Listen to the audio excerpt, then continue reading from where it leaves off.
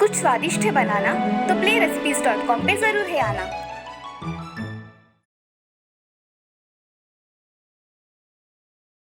दोस्तों, सौम्या और गीता बचपन की सहेलियां थी। सौम्या का स्वभाव अपने नाम से एकदम विपरीत था। सौम्या बहुत ही शॉर्ट टेम्पर्ड, घमंडी और गुस्सैल लड़की थी और गीता का स्वभाव सौम्या से एकदम अलग था। गीता बहुत दयालु, शालीन लड़की थी। आइए देखते हैं दोनों के अलग अलग स्वभाव के कारण उनकी जिंदगी कैसे पलट गई। और हाँ, ऐसी ही अनोखी और मज़ेदार कहानियाँ देखने के लिए हमारे इस चैनल को ज़रूर सब्सक्राइब कीजिए। सौम्या और गीता ने अपनी कॉलेज की पढ़ाई पूरी की थी और एक ही कंपनी में दोनों को जॉब भी मिली थी, इसीलिए रोज़ एक साथ ही आना जाना होता था। क्या यार, पूरे 5 मिनट लेट आई हो तुम। तुम्हें पता है ना मुझे वेट करना बिल्कुल पसंद नहीं। हाँ सॉरी, माँ की तबीयत ठीक नहीं है।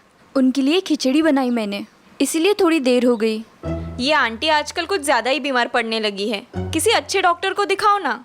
क्योंकि अब दोनों बड़ी हुई थी, उनके घर वालों को उनकी शादी की चिंता सताने लगी।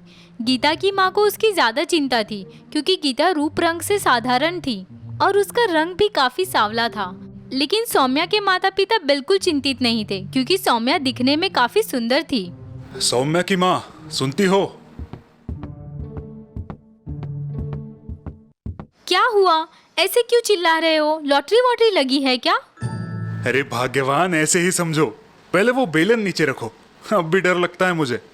क्या मजाक कर रहे हैं आप? बेटी की शादी की उम्र हुई है लेकिन आपका बचपना नहीं गया। वो सब छोड़ो, अब शादी की तैयारियां शुरू करो। क्या मतलब? आप फिर से शादी कर रहे हो क्या? दोबारा गलती करे वो गधा कहलाता है, पता है ना? अरे मेरी नहीं, सौम्या की शादी की बात कर रहा हूँ मैं। सच? भगवान ने मेरी सुन ही ली। सौम्या के पिताजी उसकी माँ को लैपटॉप में सूरज का फोटो दिखाते हैं और खुश खबर सुनाते हैं, जो सुन के सौम्या की माँ का चेहरा खिल उठता है। कितना हैंडसम लड़का है और अमेरिका में रहता है। ये रिश्ता अगर हो गया तो हमारी सौम्या के भाग्य खुल जाएंगे। बिल्कुल, अमेरिका जाएगी हमारी बेटी, अमेरिका। कल ही लड़के वाले सौम्या को देखने आ रहे, अब तैयारी कर लेना। जी, सौम्या तो उन्हें पसंद आ ही जाएगी, बस सौम्या ने भी उसे पसंद करना चाहिए। मैं उसे फोन करके लड़के के बारे में बताती हूँ। सौम्या और गीता ऑफिस से निकलती है। सौम्या का गोलगप्पे खाने का मन होता है। गीता चलो, आज मैं तुम्हें गोलगप्पे खिलाती हूँ। क्या बात है, तुम बड़ी खुश लग रही हो। माँ का फोन आया था। उन्होंने बताया कि कल एक अमेरिका में सेटल लड़का मुझे देखने आ रहा है। सौम्या की बात सुन के गीता बहुत खुश होती है। ओह, ये तो बड़ी खुशी की बात है सौम्या। आज आइसक्रीम मेरी तरफ से। दोनों खुशी खुशी गोलगप्पे और आइसक्रीम एंजॉय करती है और अपने अपने घर की तरफ निकल पड़ती है। गीता, मैं चलती हूँ। कल तुम मेरी मदद करने मेरे घर आ जाना। कल क्या पहनूं समझ नहीं आ रहा। तुम्हारी चॉइस अच्छी है, प्लीज आ जाना। हाँ हाँ जरूर आऊंगी, अच्छे से तैयार करूंगी तुझे। और वैसे भी तुम्हें कुछ मेकअप की जरूरत ही नहीं है। You are so beautiful. लड़का हाँ ही बोलेगा। हाँ वो तो है, लेकिन फिर भी अच्छे से तैयार तो होना पड़ेगा ना। दोनों गप्पे मारते हुए जब बस स्टॉप पर आती है, एक अंधा आदमी अचानक से सौम्या को टकराता है। उसकी सारी किताबें रास्ते पे अस्त व्यस्त गिर जाती है और यहाँ सौम्या गुस्से से आग बबूला हो जाती है। ए अंधे, देख के नहीं चल सकता क्या? मेरी सारी ड्रेस खराब कर दी। ओह, माफ कीजिए मैडम, लेकिन मैं सचमुच अंधा हूँ। फिर भी जुबान लड़ाते हो। लड़की देखी नहीं कि चांस मारा। मैं तुम लोगों के सब नाटक जानती हूँ। सौम्या बिना सोचे समझे उस अंधे आदमी को खरी खोटी सुनाती है, लेकिन गीता को बहुत बुरा लगता है। सौम्या शांत हो जाओ, वो जानबूझ के नहीं टकराए। ये देखो, ये पत्थर आ गया उनके पैरों के नीचे, इसीलिए बैलेंस गया होगा। हाँ, लड़की देखी नहीं कि इनका बैलेंस अपने आप ही जाता है। तुम इस अंधे की साइड मत लो। गीता उस अंधे आदमी की रास्ते पे गिरी किताबें उसे उठा के देती है। ये लीजिए आपकी किताबें। एंड सॉरी, गलती हमारी भी थी। हम बातें करने में उलझ गए और टकरा गए। We are sorry. Sorry my foot. अंधा आदमी अपने रास्ते निकल जाता है। दूसरे दिन गीता सौम्या को हेल्प करने उसके घर पहुंचती है। सौम्या बहुत खूबसूरत लग रही है। बहुत सुंदर लग रही हो सौम्या, लड़का ना बोल ही नहीं पाएगा तुम्हें। हाँ पता है, लेकिन गीता आई मिस यू यार। तुम भी अमेरिका में सेटल लड़के से शादी करके वहाँ आ जाना। सौम्या की बात सुन के गीता हल्का सा मुस्कुराती है। पता नहीं मेरी शादी होगी भी या नहीं, लेकिन तुम हमेशा खुश रहना। कुछ देर बाद सूरज अपने माता पिता के साथ सौम्या के घर पहुंचता है।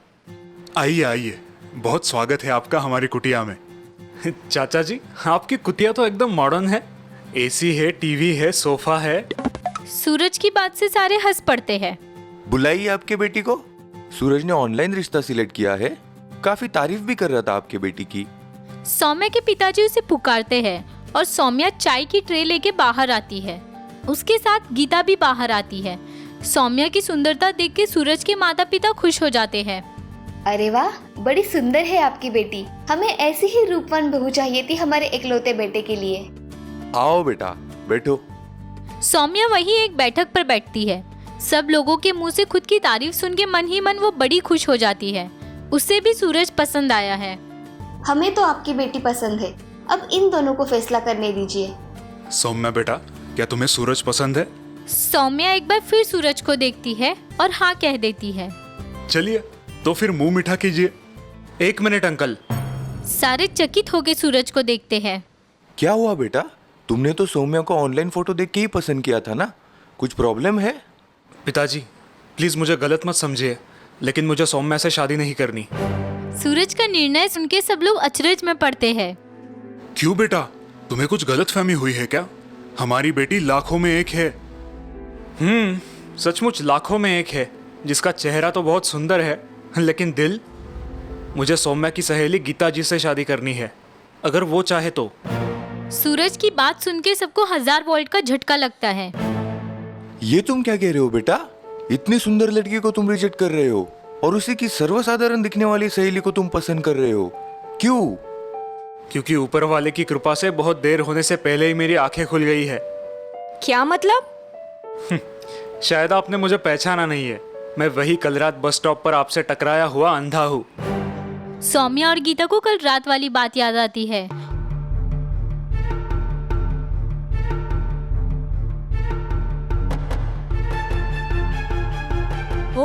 वो आप थे? लेकिन तुम सौम्या को रिजेक्ट क्यों कर रहे हो, हम समझे नहीं। क्योंकि कल रात वाले अनुभव से मैं समझ गया कि आपकी बेटी सिर्फ दिखने में सुंदर है, स्वभाव से सुंदर नहीं है। और जिंदगी खुशी से गुजारने के लिए बाह्य सौंदर्य से ज्यादा जरूरी अंदरूनी सौंदर्य है, जो मुझे गीता जी में दिखाई दिया, और इसलिए मैं उन्हीं से शादी करना चाहता हूँ। सूरज की बात सुन के सौम्या को पछतावा होता है। उसकी सूरत रोनी सी हो जाती है और गीता को भी अभी अपने कानों पर विश्वास नहीं हो रहा। सूरज अपने घुटनों पर झुक के गीता को फिल्मी स्टाइल में प्रपोज करता है। क्या आप मुझसे शादी करोगी? सारे गीता के जवाब का इंतजार करते हैं। लेकिन मैं आपके साथ अमेरिका नहीं चल सकती। गीता का जवाब सुन के सारे चकित हो जाते हैं। क्या मैं इसका रीजन जान सकता हूँ? जी, मेरी माँ बीमार रहती है और मेरे अलावा उसकी देखभाल करने के लिए कोई नहीं है। मेरे पिताजी अब इस दुनिया में नहीं है, अब मैं ही उनका सहारा हूँ। गीता की बात सुन के सारे भावुक होते हैं। सूरज सोच में पड़ता है। क्या सोच रहे हो बेटा? पिताजी, अगर मैं अमेरिका का जॉब छोड़ के यहाँ वापस आ जाऊँ तो आपको बुरा लगेगा? सूरज की बात सुन के सौम्या और उसके माता पिता चकित होते हैं। बिल्कुल नहीं, तुम्हें जो ठीक लगे वो तुम करना, हम तुम्हारे साथ है। गीता जी, अगर मैं यही इंडिया में सेटल हो जाऊँ तो आप मुझसे शादी करोगी ना? सूरज की समझदारी और नम्र स्वभाव देख के गीता उसे ना नहीं कह पाती। उसका चेहरा खिल उठता है। थैंक यू गीता जी, मुझे आप ही के जैसा लाइफ पार्टनर चाहिए था, जो नम्र, दयालु और सुस्वभावी हो। देखा दोस्तों, गीता के अच्छे स्वभाव के कारण उसकी लाइफ खुशियों से भर गई। इसीलिए इंसान की असली परख उसके अंदरूनी गुणों से ही करनी चाहिए, जो जीवन भर उसे साथ देते हैं। सौम्या ने अपने स्वभाव के कारण सूरज जैसा अच्छा लाइफ पार्टनर खो दिया।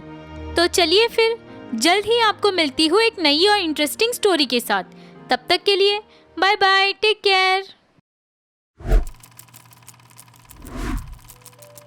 बेटी एक अनोखा रिश्ता है और आज के समय में भी हमें बेटी बचाओ बेटी पढ़ाओ का नारा लगाना पड़ता है।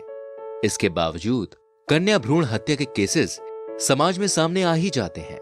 आज के समय में एक औरत ही औरत की दुश्मन बन गई है। इस मामले में अगर एक औरत हिम्मत दिखाए तो कोई उसे बेटा या बेटी होने पर परेशान नहीं कर सकता। इसी सिलसिले में आज हम आपको एक कहानी बताने जा रहे हैं। रामगढ़ नाम के शहर में सोनाली नाम की एक लड़की अपनी माँ और पिताजी के साथ रहती थी। सोनाली के माता पिता ने सोनाली की बड़े लाड प्यार से परवरिश की थी। सोनाली एक आधुनिक विचारों की लड़की थी। उसे जो भी चीज सही लगती थी वो वही करती थी। उसके माता पिता को अपनी लाडली बेटी पर बहुत गर्व था। अब सोनाली के लिए अच्छे अच्छे रिश्ते आने लग गए थे। अरे वैशाली, सुनती हो? जरा यहाँ आओ, मुझे तुमसे कुछ बात करनी है। सोनाली के लिए 3-4 अच्छे रिश्ते आए हैं। इस साल हम हमारी लाडली बेटी की शादी कर देते हैं। जैसा आप ठीक समझो, लेकिन हमें एक बार सोनाली से भी बात करनी चाहिए। बिल्कुल, पहले हम सोनाली से ही बात करेंगे, उसके बाद रिश्ता देखना शुरू करेंगे, ठीक है? वैशाली सोनाली से शादी के बारे में बात कर लेती है। सोनाली भी अपने माता पिता की बातों से सहमत होती है। विक्रम को करण नाम का एक लड़का पसंद आता है। करण बैंक में मैनेजर था। करण के घर वाले आकर शादी की बात कर लेते हैं। उन्हें भी सोनाली बहुत पसंद आती है। अगले 5 दिन में बेटा तुम ससुराल चली जाओगी। ये घर तो तुम्हारे बिना बिल्कुल सूना हो जाएगा। अजी, तुम क्यों सोनाली को ऐसे बोल रहे हो? लड़की को एक ना एक दिन अपने घर जाना ही होता है। सोनाली अपने पिता की बातें सुनकर भावुक हो जाती है और अपने पापा को गले लगाकर रोने लगती है। बेटी, तुम्हें कैसे कपड़े चाहिए शादी में? जो तुम्हें चाहिए वो अपनी माँ के साथ जाकर ले आओ। चलो, मुझे अब शादी की तैयारियां करनी है। सोनाली की शादी बड़ी ही धूमधाम से होती है। अब सोनाली अपने ससुराल में सबका अच्छे से ख्याल रखती है। सोनाली के ससुराल वाले भी सोनाली की बहुत तारीफ करते हैं। क्या बात है सोनाली मैडम, हमारे मम्मी पापा तो हमसे भी ज्यादा आपको प्यार करने लगे हैं। जी, मैं हूँ ही इतनी प्यारी, क्यों आप नहीं करते हमसे प्यार? अरे बाबा, बहुत प्यार करता हूँ तुमसे। ऐसे ही हंसी खुशी के दिन बीत जाते हैं। अब सोनाली प्रेग्नेंट हो जाती है। वो ये खुशखबरी करण को बताती है। करण की तो खुशी का ठिकाना ही नहीं रहता। वो बहुत खुश होता है, सोनाली को गले लगाता है और ये खुशखबरी माँ को बताने चाहता है। माँ, माँ, अरे ओ माँ, कहाँ हो? अरे जल्दी से बाहर आओ, मुझे कुछ बताना है। अरे क्या हुआ? क्यों घर सर पे उठा रहे हो? क्या बात है, बताओ। अरे माँ, तुम दादी बनने वाली हो। दादी। क्या?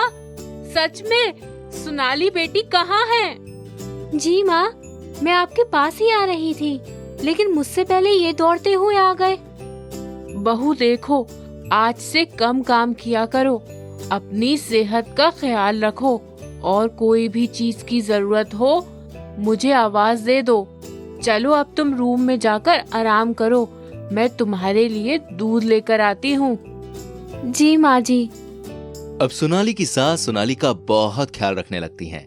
एक दिन सोनाली को रूटीन चेकअप के लिए राधा हॉस्पिटल लेकर आई। जी डॉक्टर साहब, आप हमें सोनाली की कोख में लड़का है या लड़की बता सकते हैं क्या? जी नहीं, ये तो कानूनन गुनाह है, आपको मैं कुछ नहीं बता सकता। राधा डॉक्टर के नीचे काम करने वाली नर्स से चिकनी चुपड़ी बातें करके और पैसों का थोड़ा लालच देकर लड़का है या लड़की ये बताने के लिए उसे मना लेती है। नर्स राधा को बताती है कि आपकी पोती होने वाली है। उस दिन से राधा का सोनाली की तरफ व्यवहार पूरा बदल जाता है। वो सोनाली को ताने मारने लगती है। उसके खाने पीने की चीजों से लेकर हर छोटी छोटी चीजों पर चिल्लाती है। सोनाली एक दिन राधा के पास जाकर बोली, माँ जी, मुझसे कोई गलती हुई है क्या? आप मुझसे अच्छे से बात नहीं कर रही हो। नहीं नहीं, गलती तो मेरी है ना, मुझे मेरे घर का वारिस चाहिए, समझी? और तुम तो एक लड़की को जन्म देने वाली हो। अगर मुझसे बात करना चाहती हो तो जाकर अबॉर्शन करा लो, मुझे इस घर में लड़का चाहिए, समझी? सोनाली को ये सब बातें सुनकर बहुत बुरा लगता है। वो रोती हुई अपने कमरे में चली जाती है। शाम को जब करण घर पर आता है तो सोनाली करण को सारी बातें बताती है। करण सोनाली को शांत करता है और अपनी माँ से बात करने चाहता है। माँ, लड़का हो या लड़की, ये सब ऊपर वाले के हाथ में है ना माँ, तो हम क्यों ना ये चीज मान लें? और आजकल लड़के और लड़की में कोई अंतर नहीं समझता। लड़कियां आज कितनी आगे बढ़ रही हैं। आप सोनाली को मत दोष दो, इसमें उसकी क्या गलती? हाँ, तू तो रहने ही दे, बीवी का गुलाम बन गया है तू। उसने फुसफुसाकर 2 बातें क्या कही, आ गया बीवी की वकालत करने। मुझे कुछ नहीं सुनना, मुझे घर में पहले लड़का ही चाहिए, बस ये मेरा अंतिम फैसला है। जाकर कह दे उसे कि अबॉर्शन करा ले। इसी तरह घर में रोज नोकझोंक होती रहती थी। अब इन सब बातों का सोनाली के ऊपर गहरा असर हुआ। वो बहुत बीमार रहने लगी। इसके कारण करण उसे अस्पताल लेकर गया। करण, जरा अंदर आओ, मुझे तुमसे कुछ बात करनी है। जी डॉक्टर साहब, क्या हुआ? देखो करण, सोनाली जब प्रेग्नेंट हुई तब उसकी तबीयत बहुत अच्छी थी, लेकिन अब सोनाली की तबीयत बहुत खराब है। इस वजह से बच्ची की ग्रोथ में असर पड़ गया है। तुम्हें अबॉर्शन कराना पड़ेगा। करण घर आकर ये बात सारे घर वालों को बताता है।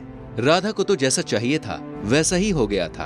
अगले दिन राधा सोनाली को लेकर अबॉर्शन कराने लेकर जाती है। डॉक्टर सोनाली का अबॉर्शन करते हैं। कुछ दिनों बाद पता चलता है कि अबॉर्शन के वक्त कुछ गलती हो गई थी। उस वजह से सोनाली अब कभी भी मां नहीं बन सकती। जब ये बात राधा को पता चलती है तो राधा को अपने आप पर बहुत पछतावा होता है, लेकिन अब सब कुछ हाथ से निकल चुका होता है। एक परिवार जहां बेटी के जन्म से ढेर सारी खुशियां आने वाली थीं, वहां राधा के लड़के की जिद ने उस परिवार को पूरी तरह से बिखेर कर रख दिया। दोस्तों, इस कहानी से हमें यह सीख मिलती है, लड़के और लड़की में कोई भी अंतर नहीं है। आज लड़कियां चांद तक सफर कर चुकी हैं। ऐसा कोई क्षेत्र नहीं है जिसमें लड़कियां आगे नहीं। बेटी बचाओ बेटी पढ़ाओ का नारा लगाने से कुछ नहीं होता। हमें खुद अपने अंदर जागरूकता लानी पड़ेगी, तभी हम समाज में बदलाव ला सकते हैं। शाहपुर नाम के राज्य में एक शमशेर नाम का राजा रहा करता था। उसकी प्रजा बहुत खुश थी क्योंकि राजा का स्वभाव बहुत ही शांत और सरल था। मगर उस राज्य की महारानी रागिनी का स्वभाव एकदम विपरीत था। वो छोटी छोटी बातों पर गुस्सा हो जाती थी और अपना धैर्य खो देती थी। इसी वजह से रानी के पास लोग जाने से भी डरते थे। वो बिना सोच विचार किए कोई भी निर्णय ले लेती थी और इसी वजह से राजा शमशेर बहुत परेशान थे। रागिनी का अचानक बदला हुआ स्वभाव देखकर वे बहुत दुखी रहा करते थे, मगर वे रागिनी से बहुत प्रेम करते थे, इसलिए उनको संभाल लेते थे। ऐसे ही एक दिन महाराजा शमशेर वन में घूमने गए थे। कितनी देर हो गई है, महाराज अभी तक महल में नहीं लौटे। महारानी, महाराज अभी अभी महल से गए हैं। मुझे उल्टा जवाब देने की तुम्हारी हिम्मत कैसी हुई? निकल जाओ यहाँ से। मुझे माफ कर दो महारानी, मुझसे गलती हो गई। ऐसे ही एक दिन महाराज वन में जाकर एक नदी के तट पर बैठकर विचार कर रहे थे। रागिनी पहले कितनी शांत और समझदार थी, अब बहुत गुस्सा करने लगी है, जैसे उसमें कोई धैर्य ही नहीं है। मुझे इस विषय के बारे में सोचना पड़ेगा। महाराज सोच में डूबे नदी के किनारे बैठे ही थे कि तभी वहां अचानक एक टोकरी में एक छोटी बच्ची पानी के बहाव में बहती हुई आ रही थी। उसकी रोने की आवाज सुनकर महाराज अपने विचारों से बाहर आ गए। हाँ, ये इतनी छोटी सी बच्ची किसने पानी में छोड़ दी? महाराज उस बच्ची को पानी से निकालकर अपने गोद में उठा लेते हैं और उसे राजमहल लेकर जाते हैं। महारानी रागिनी, ये देखो मुझे क्या मिला है। क्या हुआ है आपको? ऐसा क्या मिल गया है? ये देखो, एक नन्ही बच्ची पानी में बहते हुए मेरे पास आई। महारानी उस बच्ची को देखती है। उन्हें उसके कपड़े के अंदर एक खत मिलता है। महारानी उसे पढ़ने लगती है। ये बच्ची जिसे भी मिले इसकी अच्छी तरह से परवरिश करना। वो चिट्ठी पढ़कर राजा को बहुत आनंद होता है क्योंकि वो बच्ची अब राजमहल में रहने वाली थी। महल में आज तक कोई भी बच्चा नहीं था और राजा को ऐसा लगा कि उस छोटी बच्ची की वजह से महारानी के स्वभाव में कुछ बदलाव आ जाएगा। उन दोनों ने उसका नाम कियारा रखा। महारानी तो उस बच्ची से भी ईर्ष्या करने लगी। उस नगर में एक जादूगरनी रहती थी जो अलग अलग प्रकार के जादू किया करती थी। उसने बहुत सारे सामान्य लोगों पर भी जादू किए थे और इसी वजह से महाराज ने उसे चेतावनी देकर छोड़ दिया था। अब महल में राजकुमारी बड़ी हो रही थी। उसकी मधुर वाणी से बहुत से दास दासी उसे चाहने लगे थे। एक दिन ऐसे ही महल में खेलकूद करते हुए राजकुमारी सिपाहियों पर गिर गई। मुझे माफ कर दीजिए, मेरा ध्यान नहीं था। राजकुमारी कितनी दयालु है। राजकुमारी का यही स्वभाव महल के सारे लोगों को पसंद आता था। उस राजमहल के पास ही एक ऐसा महल था जिसमें जाने की किसी को अनुमति नहीं थी। सिर्फ महारानी ही कभी कभार उस महल में जाया करती थी। वहाँ एक बड़ा सा कमरा था जिसके अंदर एक ताज रखा हुआ था। उस ताज की एक खासियत थी, जब भी कोई नेक और सच्चा इंसान उसके पास जाए तो वो चमकता था। महारानी के वहां जाने के बावजूद भी वो ताज चमकता नहीं था, इसलिए महारानी बहुत गुस्सा करती थी। उस महल को लेकर राजकुमारी बहुत उत्सुक थी। पिताजी, क्या आप मेरे एक सवाल का जवाब देंगे? हाँ पूछो बेटी। वो दूसरे महल में क्या है और माँ वहाँ क्यों जाती है? मैं भी जा सकती हूँ क्या पिताजी? अरे बेटा, आप वहाँ नहीं जा सकती। वहाँ बच्चों का जाना मना है, इसलिए आप वहाँ नहीं जाएंगी। ठीक है पिताजी। राजकुमारी और महाराज ने बहुत देर तक गप्पे मारे और रात को खाना खा के सो गए। दूसरे दिन महाराज ऐसे ही घूमने के लिए महल के बाहर गए। वहाँ उन्हें कुछ गुलाब के फूल दिखाई दिए। महारानी को गुलाब के फूल बहुत पसंद थे, इसीलिए महाराज ने कुछ फूल खरीद लिए और महल आकर महारानी के कक्ष में गए। महारानी रागिनी, कहाँ हो? बोलिए महाराज, क्या हुआ है? आप इतने उत्साहित हैं? ये लीजिए गुलाब के फूल, खास आपके लिए। धन्यवाद महाराज, आप मेरे लिए इतने सुंदर गुलाब के फूल ले आए। मुझे ये आज भी उतने ही पसंद है, मेरे प्राणों से प्रिय है ये मुझे। इसीलिए तो लेकर आया हूँ। आपको बहुत पसंद है ना? आपका बहुत बहुत शुक्रिया महाराज। एक दिन राजकुमारी कियारा छुपके से राजमहल के बाजू वाले उस दूसरे महल में चली गई। उस महल का बड़ा सा दरवाजा खोलकर वो अंदर गई। अंदर जाकर उसने देखा कि एक बहुत बड़ा कमरा खाली है और उसके बीचों बीच एक ताज रखा हुआ है जो कि बहुत खूबसूरत है। राजकुमारी उस ताज के पास गई। राजकुमारी के वहां जाते ही वो ताज बहुत चमकने लगा। राजकुमारी को वो ताज बहुत पसंद आ गया। उन्हें वो अपने हाथ में लेने की बहुत तीव्र इच्छा थी, मगर उन्होंने अपने मन को संभाला और उस महल से बाहर आ गई। ये सब बताने के लिए वो महाराज और महारानी के पास गई। पिताजी, मैंने उस महल में एक ताज देखा जो कि चमक रहा था। वो बहुत ही खूबसूरत है। राजकुमारी, आपने उसे हाथ तो नहीं लगाया? नहीं पिताजी, मैंने उसे हाथ नहीं लगाया। महाराज उस पर बहुत नाराज हो जाते हैं, लेकिन बातों बातों में उन्हें याद आता है कि राजकुमारी ने कहा कि वो ताज चमक रहा था। राजकुमारी, आपने क्या कहा? ताज चमक रहा था? हाँ पिताजी, सच में ताज चमक रहा था, मगर मैंने उसे हाथ भी नहीं लगाया था। हाँ राजकुमारी, मेरा आप पर भरोसा है। अब जो भी करोगी वो सही होगा। आप वही नेक दिल इंसान हो जो उस ताज को चाहिए। खुश रहो मेरी बच्ची। उन दोनों की बातें सुनकर महारानी बहुत क्रोधित हो जाती है। महारानी को उन दोनों का एक दूसरे के प्रति का प्रेम देखकर बहुत जलन होती है। अब महारानी उस नगर की उस जादूगरनी के पास जाती है। आओ आओ महारानी आओ, आज बहुत क्रोधित हो और उसका कारण भी है। आपको पता है जादूगरनी? मुझे सब पता है महारानी, आप आइए। क्या आपके पास इस सब का कुछ उपाय है? ये लीजिए महारानी, ये ताबीज है जिसे आपको महाराज के गले में पहनाना है। इससे वो कियारा से नफरत करने लगेंगे, मगर ये काम आपको बहुत ही सावधानी से करना है। महारानी वो ताबीज लेकर वहाँ से चली जाती है और राजमहल में आकर महाराज को वो ताबीज दिखाती है। महाराज, आपके लिए मैंने ये ताबीज बनवाया है, आपको पसंद आया? ये तो सच में लाजवाब है। आपने मेरे लिए लाया है? जी महाराज। महाराज वो ताबीज पहन लेते हैं। ताबीज पहनने के बाद उनके स्वभाव में अचानक बहुत बदल हो जाता है। वो राजकुमारी से अलग ही व्यवहार करने लगते हैं। एक दिन राजकुमारी केक बनाती है। पिताजी, ये लीजिए, आपके लिए मैंने केक बनाया है, जरा चक्कर तो देखिए। कितना नमकीन है ये। मैंने तो मीठा केक बनवाया था, ये नमकीन कैसे हो गया? अब राजकुमारी वो केक खाकर देखती है तो केक मीठा होता है, मगर उस ताबीज की वजह से महाराज को राजकुमारी ने बनाया हुआ केक नमकीन लगता है। अब महाराज छोटी मोटी बात को लेकर भी राजकुमारी पर चिल्लाने लगे, जिस वजह से राजकुमारी अब अलग और अकेली ही अपना समय व्यतीत करने लगी। शायद उनको बहुत काम आ गया होगा, इसी वजह से उनको मेरे साथ बात करने के लिए समय नहीं है। एक दिन ऐसे ही राजकुमारी उसी महल के पास गई जिसमें वो ताज रखा हुआ था। उसके वहां जाते ही ताज मुस्कुराया।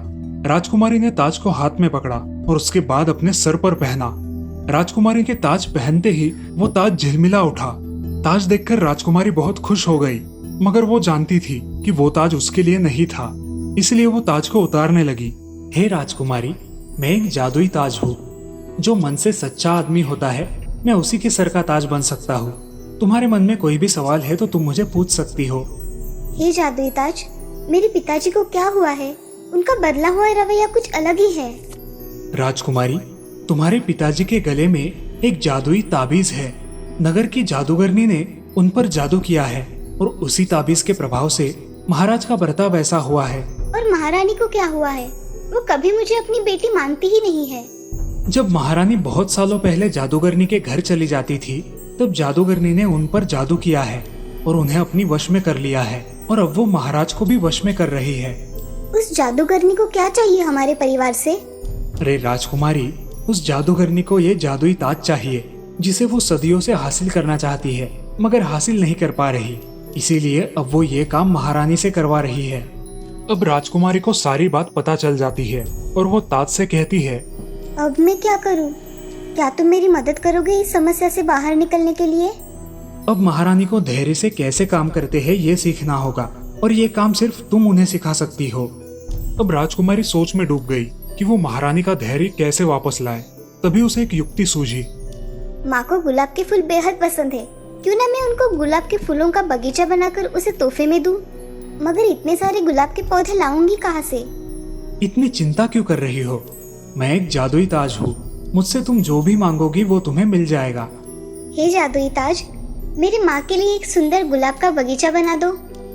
अब महल के बाहर एक सुंदर बगीचा बन गया था जिसमें विविध रंगों वाले गुलाब के पौधे थे। कुछ ही देर बाद महारानी वहां आई और उस बाग को देखकर मंत्रमुग्ध हो गई। उसने तुरंत 2 मालियों को उस बाग की निगरानी करने के लिए नियुक्त कर दिया। ये सब देख राजकुमारी कियारा को बहुत दुख हुआ। उसकी योजना काम न कर सकी, इसलिए वो फिर से चिंतित हो गई। अगले दिन माली जब उन पौधों को पानी डालने लगे तो पानी डालते ही उस गुलाब की कलियां मुरझाने लगी। ये सब देखकर महारानी बहुत क्रोधित हो गई। निकल जाओ यहाँ से, तुम्हें बाग का ख्याल रखना भी नहीं आता। अब महारानी खुद ही हर रोज उस बगीचे की देखभाल करने लगी और अपना पूरा समय उस बगीचे में ही बिताने लगी। अब महारानी के स्वभाव में बहुत परिवर्तन आ गया था। वो शांत हो गई थी। एक दिन महारानी रसोइयों को एक नया पदार्थ बनाने के लिए कहती है, जो बनाने में उन्हें देरी हो जाती है। महारानी रसोई घर में चली जाती है। महारानी को देखकर रसोइये बहुत डर जाते हैं। अब तक वो पकवान तैयार नहीं हुआ है क्या? महारानी साहिबा, थोड़ी देर और लगेगी हमें इसे बनाने में। आप क्रोधित न होइए, जल्द ही पकवान तैयार हो जाएंगे। कुछ नया बना रहे हो तो देर तो होगी, इसमें कौन सी बड़ी बात है। अब करो, तैयार होने के बाद मुझे बता देना। महारानी के स्वभाव में आया परिवर्तन देख सब लोग खुश थे, लेकिन उधर वो जादूगरनी अपना जादू कम होने के कारण बहुत क्रोधित थी, लेकिन वो कुछ नहीं कर सकती थी। एक दिन महारानी बगीचे में शांत बैठी हुई थी, तभी कियारा उसके पास आई। क्या हुआ है माँ, आप यहाँ अकेले बैठे हो? बेटा, मैं इन फूलों के खिलने का इंतजार कर रही हूँ। कितने प्यारे हैं ना ये सारे पौधे। हाँ माँ, सच में बहुत प्यारे हैं ये सारे पौधे। महारानी अचानक बेहोश हो जाती है और कियारा जोर से चिल्लाती है, माँ, माँ, उठो माँ। हे जादुई ताज, मेरी माँ को क्या हुआ है? वो बेहोश कैसे हो गई? इन्हें कुछ नहीं हुआ है, ये सिर्फ बेहोश हुई है। जादूगरनी के जादू का असर थोड़े दिन में खत्म हो जाएगा और तुम्हारी माँ एक बहुत अच्छी औरत बन जाएगी। राजकुमारी अपनी माँ का बहुत अच्छा ख्याल रखती है। कुछ दिनों बाद महारानी को होश आ जाता है और वो कियारा को गले लगाती है। वो महाराज के पास जाकर उनके गले में से वो ताबीज निकालकर फेंक देती है। उन्हें अपना बुरा बर्ताव याद आता है। मुझे माफ कर दो मेरी प्यारी कियारा। नहीं पिताजी, वो एक बुरा समय था जो हमारे जीवन से चला गया। अब हम हमेशा खुश रहेंगे। तभी राजकुमारी अपने सिर का ताज निकालकर महारानी के सिर पर रख देती है। ये ताज राज्य की महारानी की सिर की शोभा है। अब वो ताज चमक रहा था, लेकिन महारानी ने अपने सिर से वो ताज निकालकर फिर से बेटी कियारा के सिर पर रख दिया। नहीं, इस ताज की सही हकदार इस राज्य की होने वाली महारानी ही है। महाराज राज्य में नई महारानी की घोषणा कर देते हैं और कियारा अब राजकुमारी से महारानी बन जाती है। वो अपने माँ पिताजी के साथ मिलकर सही न्याय करने लगी और अपने राज्य को तरक्की की ओर लेके गई। महाराज ने जादूगरनी को भी बंदी बना लिया।